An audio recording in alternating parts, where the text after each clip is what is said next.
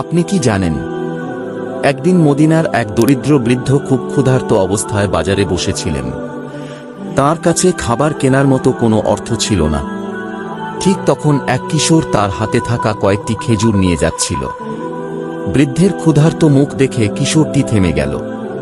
সে নিজের জন্য রাখা খেজুরের মধ্য থেকে এক মুঠো খেজুর বৃদ্ধকে দিয়ে বলল, আল্লাহর সন্তুষ্টির জন্য এটি গ্রহণ করুন। বৃদ্ধ চোখে পানি নিয়ে দোয়া করলেন, আল্লাহ তোমার রিজিকে বরকত দান করুন।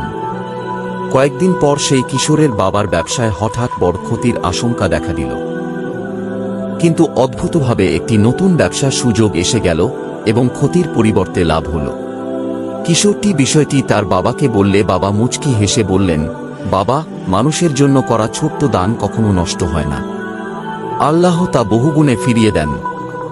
সেদিন কিশোরটি বুঝতে পারল, দানের মূল্য টাকার পরিমাণে নয়, বরং আন্তরিকতায়।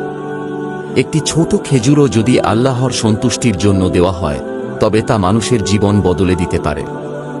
শিক্ষা: আল্লাহর পথে করা ছোট্ট দানও অনেক বড় বরকতের কারণ হতে পারে। তাই সামর্থ্য অনুযায়ী সবসময় সাহায্যের হাত বাড়িয়ে দেওয়া উচিত।